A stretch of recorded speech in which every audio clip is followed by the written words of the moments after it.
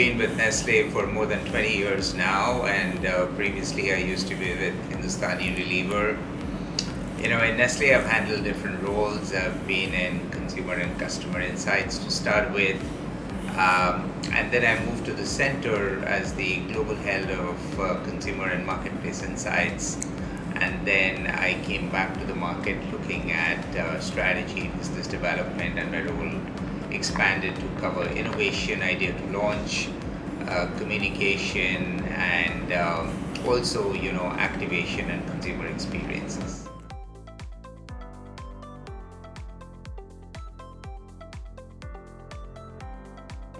Well, brand building for us is a good combination of actually longer term brand building and also looking at some of the shorter term effects. Now, in the days of today where you have, a certain limited budget or a finite budget, the key thing is about, how do you allocate between longer term brand building versus more short term or performance related metrics.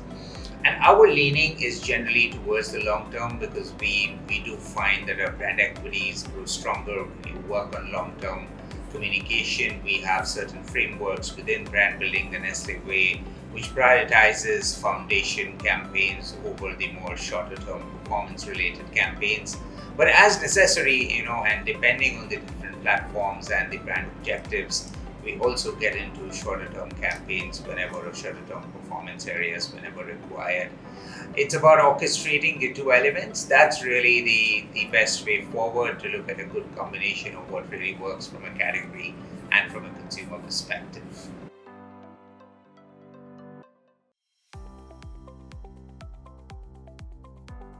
Well, we have different, more fundamental models, and we also lean back into academic understanding to see, what's a good combination of foundation and fire campaigns.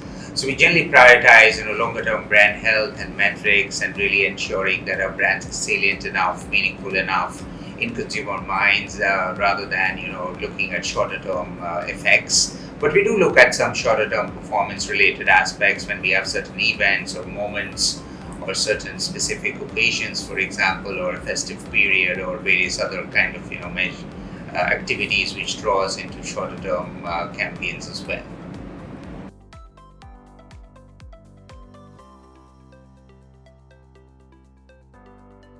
So it's a very interesting space to really understand trends and to really decipher what's really at an early stage or at a growing stage or emerging stage, what's sort of getting into a more of a plateau stage, or what is in fact also declining as a trend, because you do have these different trends operating at different levels in the life cycle. Now, one very important element of understanding whether this trend is going to have a long lasting life is really to understand on how it really impacts consumers. What's really the benefit of that particular trend, and which human motivation or which human connection does it really foster. So for example, a few years back you would have seen a big trend around organic in food, as an example, as a very general example. And organic is important as a trend because it talks back to purity, and people do care about purity in food, and in a space where food can have different purity levels, and maybe some aspects are right, and some aspects maybe also mixed with other aspects, and there could be adulteration in food or anything like that. Purity is something that a consumer really cares about. So therefore, organic had a certain lasting effect because it was linked back to purity, and purity is what is really valued by consumers. But what's also important is how does organic then manifest itself? What's the certification process, or what's the process for consumers to really believe that something is organic or not organic, because the consumer does want something pure but needs to be also sure that whatever it is truly organic and is truly pure. So it's a confluence of these factors which will then impact whether the trend is here to stay or the trend is something that is only there as a flash in the pan and so on. But purity in food of course remains very, very important, and that's something that we hold very, very close to. Quality and all the other associated elements around that are very important for us, and we constantly keep monitoring the evolution of these trends and manifestations over a period of time.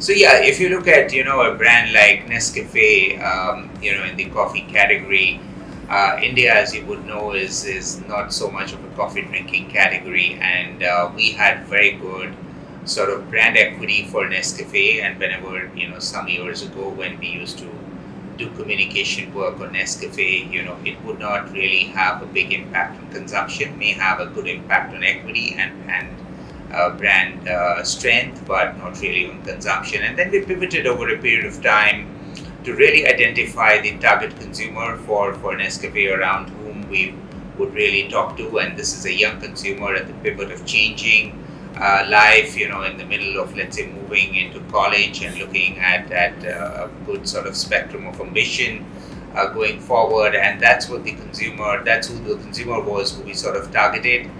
And targeting that consumer at that cusp of change with the role of Nescafe in his or her life made the big difference. And that really, brought in the big spurt in consumption steadily and so on, increasing penetration, increasing consumption. So while the brand had good equity, the translation to communication happened with some good communication around the entire coffee drinking habit, around how do you make a good cup of coffee, how it fuels your or is a good fuel for you to use and go forward in your daily life. So that really was a campaign which has helped us increase penetration, grow the category over a period of time, and we see good sustained growth coming in.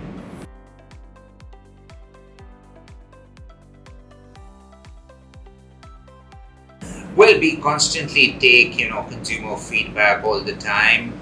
If you look at brands, like Kit Kat, which have stood for a break, we have always sort of been more contemporary in terms of what the break really means and how the break should be really manifested in their lives, or is manifesting in their lives. So, for example, today we constantly get feedback that when consumers are actually taking a break, their mind is still occupied somewhere else. You might be taking a break from your work, but in those few minutes or moments, your mind may be still thinking, what about this and what about that piece of work, or somebody may be kind of calling you, or you have something to cater to, or maybe there's a delivery at home where somebody is pinging you to be able to sort of get back with a delivery consent or something like that. So we sort of pivoted our communication to say break beside break, which means that during a break, just sort of take your mind off whatever you're doing, take a break, immerse in your moment, and then come back rejuvenated and sort of re-energized to take on whatever tasks you have in life. So therefore, we've always been very, very alive to what the cultural context is, and how things are moving, what the trends are, and what is really of meaning to our consumers, because longer term brand meaning is something that resonates with people over a period of time.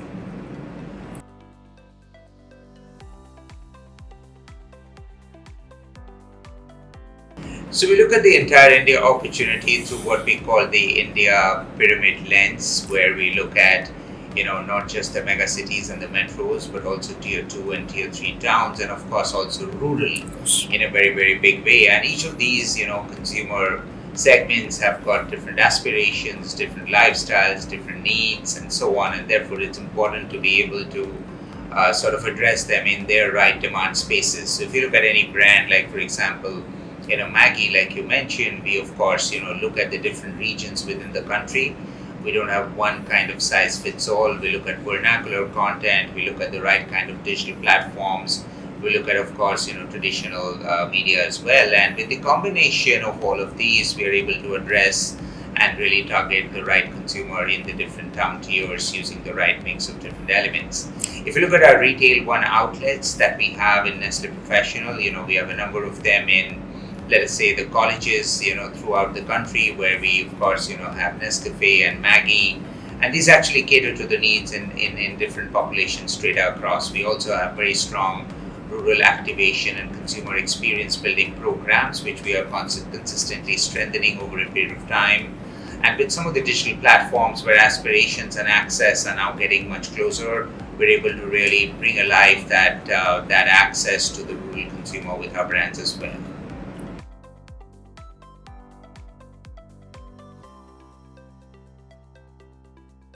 So if you look at a product category like coffee, and today coffee started in the larger cities in a bigger way. Today it is kind of going into tier 2, tier 3 cities, very, very, very, very fast in many different ways. And it's really, sort of the young demographic which is gravitating towards coffee in a much stronger way.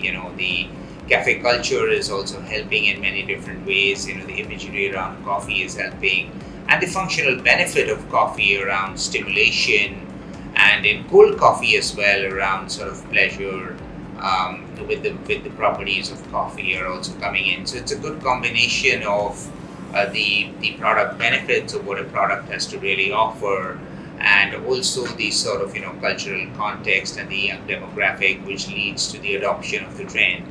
You would see in cooking as well, many of the dishes that maybe the more metro urban consumer was being exposed to over a period of time is something that the smaller town consumers and rural consumers are also being exposed to, and with digital in such a big way, and the young demographic being always alive to experiences, new things, experimentation in a very big way. The confluence of all these different factors are leading to the adoption of some of these trends in the smaller towns and in the rural geographies.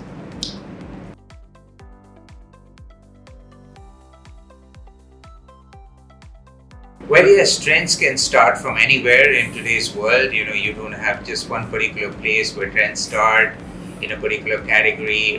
Trends could start from any part of the world, and today in such a digitized world and with young Gen Z consumers, things could spring up from anywhere. So we are very, very alive to that fact. Things can start from anywhere and then travel in all different directions and so on. What's important for us to really understand, what is really the human value of that. So when you see things like, let's say, Korean food, or for that matter, Korean beauty and other aspects becoming, a trend worldwide in many aspects, you do understand its link back to culture and what's the value to the consumer. And if there is value to the consumer, it does see, merit coming in everywhere. You look at something like pizza, which traveled from a few different countries in the world, or maybe one particular country into various other countries around the world, and it's, in many ways a food that is kind of appreciated in many different parts of the world. So therefore, they could start from anywhere. It needs to have that human connect, and it needs to have that connect with the benefit. If those two are really met in the category, then it can spring up from anywhere, and we do monitor these trends at a more holistic level to see what would really happen. Having said that, it's also not very easy for us to always understand when is the inflection point of a particular trend in a particular geography, let us say, and it's important to be able to join different dots and understand what is a good inflection point, because there are also external elements which also fuel these trends. So it's a good combination of understanding of internal and external elements, and this is where I think AI tools could become sharper and better in understanding and picking up these different signals and making some good sense of it in a more holistic manner.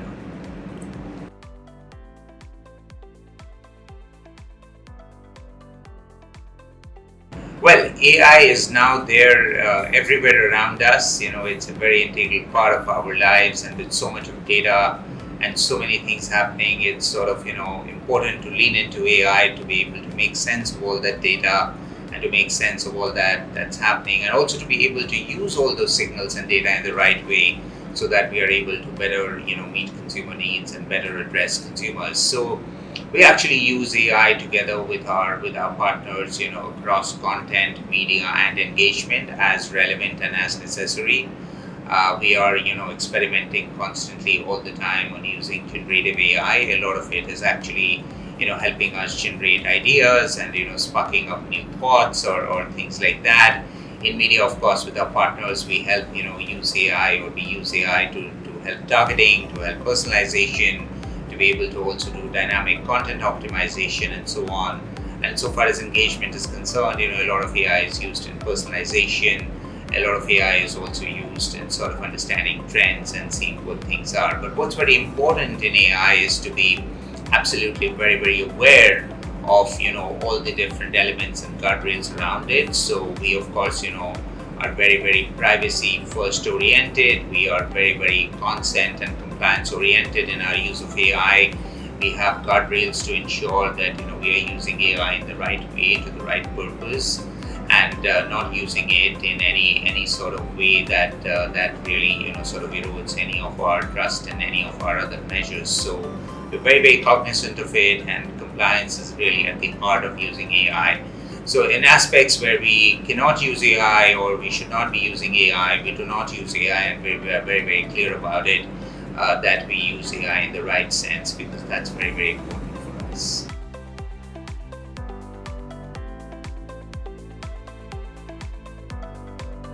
So we use a fair amount of AI, throughout the organization. We have got our own GPD called NestGPD, where we kind of put in all different data from our own different sources and make use of it. Why we have our own NestGPD is essentially that we don't want our internal confidential data to go out.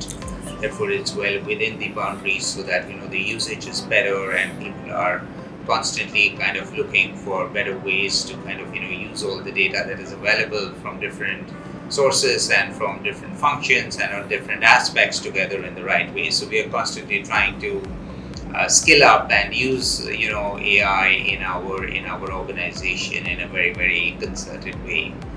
Of course, AI can be used in both generation. We use it more for throwing up ideas and for getting new ideas and so on, and being able to kind of use it productively as an assistant, which can help you do various things. It can help you summarize, a few different things. That is already a good sort of assistant from that perspective. We use AI in some of our media efforts also, together with our partners to work through.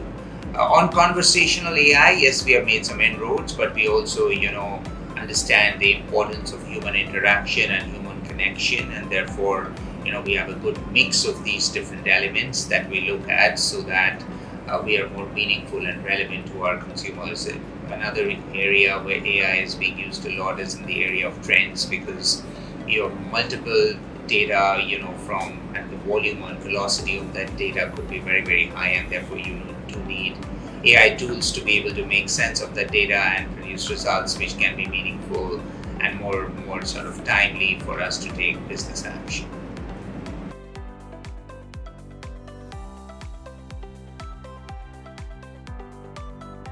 Well, ROI, understanding ROI is a very, very important area for us to really see, what input has value and what's the value of that input. So it's a constant endeavor to look at ROI in different aspects. Some ROIs are easier to measure, some ROIs are more difficult to measure, and more importantly, ROIs around AI also have a certain gestation period and a period of impact for us to really measure. So therefore, some of these are things that we are measuring over a period of time.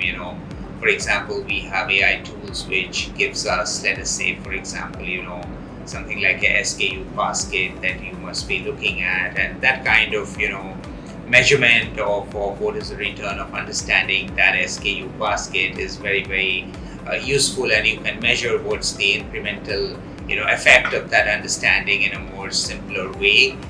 Some of the areas around understanding the use of AI for more communication and media can also be understood in a more specific way, and therefore we are making some inroads into understanding ROI there. On the other aspects about content and ideas coming from AI, I think we're still not absolutely there insofar as the measurement of ROI is concerned, and it's got a long sort of effects and after effects and longer term effects that we need to look at, and we are on that path of trying to understand that. But the technology and the usefulness and the benefits of that is also fast evolving. So maybe some of the returns of those kind of investments are not yet apparent, but I think with the sharpening of some of the tools and technologies, they will become more and more useful over a period of time.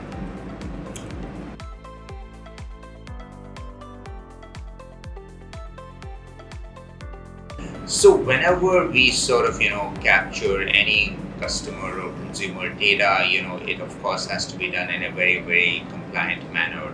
So the most important thing is to take consent of the consumer that we are taking his or her data We ensure that we are taking data of the right consumers, so we do not go below a certain age band. We only look at adults and take data from that perspective. And of course, it's very important for us to also ensure that we store the data in the right way, and we use the data also in a very, very compliant manner. So consent and compliance are very much integrated in our entire process of data capture.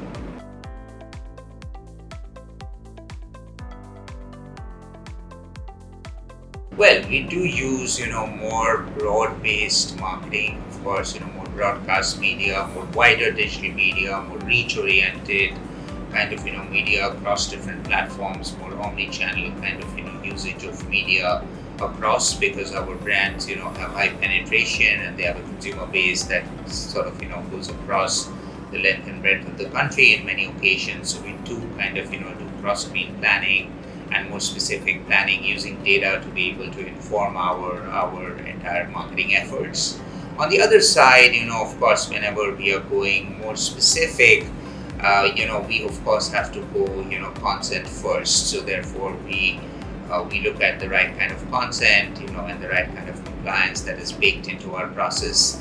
And then we go and, sort of talk to more specific consumers in a more specific way, of those who have kind of, exhibited certain intent, or maybe, have a certain profile that we are interested in a particular exercise, and therefore we talk to them more specifically. So it's important to, have a good mix of this broader kind of, reach. Of course, it's getting more and more data driven. It's already quite data driven. So it's not a sort of a spray and pray kind of model in that sense. It's more kind of, data informed. And then you can go more specific using more specific, elements of data as well when you go a little more specific and narrow.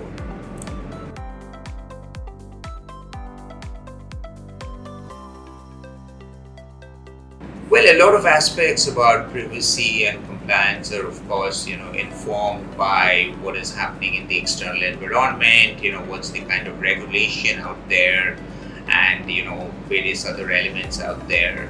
And therefore, it's very important to stay true to the regulation, to stay true to the environment and what the environment expects, brands and companies and institutions. So it's very important for us, to of course respect that and regard that, and to be absolutely compliant from that perspective. Consumer, sort of, let us say, views and opinions are also getting shaped by what is really happening in the prevailing environment. So we of course take notice of that, and it's absolutely important for us to be compliant in all these cases.